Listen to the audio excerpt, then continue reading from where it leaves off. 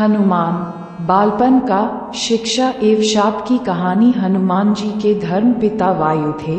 और इसी कारण उन्हें पवन पुत्र के नाम से भी जाना जाता है। बचपन से ही दिव्य होने के साथ साथ उनके अंदर असीमित शक्तियों का भंडार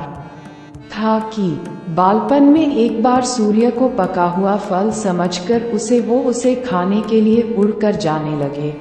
और उसी समय इंद्र ने उन्हें रोकने के प्रयास में वज्र से प्रहार कर दिया था और वज्र के प्रहार के कारण बालक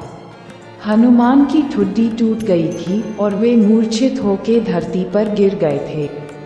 और इस घटना से कुपित होकर पवन देव ने संसार भर में वायु के प्रभाव को रोक दिया था, जिसके कारण सभी प्राणियों में हाहाकार मच गया था। और वायु देव को शांत करने के लिए अंततः इंद्र ने अपने द्वारा किए गए वज्र के प्रभाव को वापस ले लिया और साथ ही साथ अन्य देवताओं ने बालक हनुमान को कई वरदान भी दिए। यद्यपि वज्र के प्रभाव ने हनुमान की ठुड्डी पे कभी ना मिटने वाला चिन्ह छोड़ दिया था और तदुपरांत जब हनुमान को सूर्य के महाज्ञानी होने का पता चला तो उन्होंने अपने शरीर को बड़ा करके सूर्य की कक्षा में रख दिया और सूर्य से विनती कि वो उन्हें अपना शिष्य स्वीकार करें। मगर सूर्य ने उनका अनुरोध ये कहकर अस्वीकार कर दिया कि चूंकि वो अपने कर्म स्वरूप सदैव अपने रथ पे भ्रमण करते रहते हैं, अतः हनुमान प्रभावपूर्ण तरीके से शिक्षा ग्रहण नहीं कर पाएंगे। सूर्य देव की बातों से विचलित हुए बिना हनुमान ने अपने शरीर को और बड़ा करके अपने एक पैर को पूर्वी छोर पे और दूसरे पैर को पश्चिमी छोर पे रखकर पुनः सूर्य देव से विनती की और अंततः हनुमान के सतात्य दृढ़ता से प्रसन्न होकर सूर्य ने उन्हें अपना शिष्य स्वीकार कर लिया था। और तदोपरांत हनुमान ने सूर्य देव के साथ निरंतर भ्रमण करके अपनी शिक्षा ग्रहण की और शिक्षा पूर्ण होने के उपरांत हनुमान ने सूर्य देव से गुरु दक्षिणा लेने के लिए आग्रह किया, परंतु सूर्य देव ने ये कहकर मना कर दिया कि तुम जैसे समर्पित शिष्य को शिक्षा प्रदान करने में मैंने जिस आनंद की अनुभूति की है वो किसी गुरु दक्षिणा से कम नहीं है।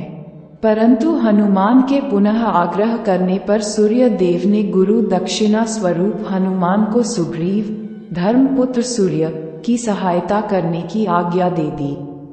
हनुमान के इच्छानुसार सूर्य देव का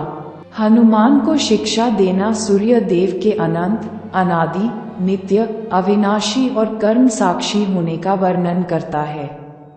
और हनुमान जी बालपन में बहुत नटखट थे। वो अपने इस स्वभाव से साधु संतों को बहुत सता रहते थे और बहुधा वो उनकी पूजा सामग्री और आदि कई वस्तुओं को छीन झपट लेते थे। उनके इस नटखट स्वभाव से रुष्ट होकर साधुओं ने उन्हें अपनी शक्तियों को भूल जाने का एक लघु शाप दे दिया था और शाप पाने के बाद इस शाप के प्रभाव से हनुमान जी अपनी सब शक्तियों को अस्थायी रूप से भूल गए थे। जब ये बात हनुमान जी की माता अंजना को पता चला तो माता अंजना ने पुनः साधु संतों के पास गए और बोले कि हे साधु संतों जी, इस बालक को क्षमा कर दो। तब साधु संतों ने कहा कि हे देवी, अब तो शाप दे दिया है और पुनः वापस नहीं लिया जाएगा,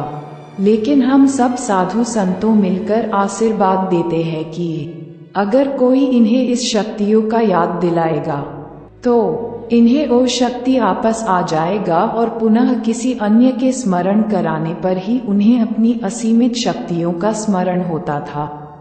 ऐसा माना जाता है कि अगर हनुमान शाप रहित होते तो रामायण में राम रावण युद्ध सीखने को मिला है। अगर आप लोगों को इस कहानी से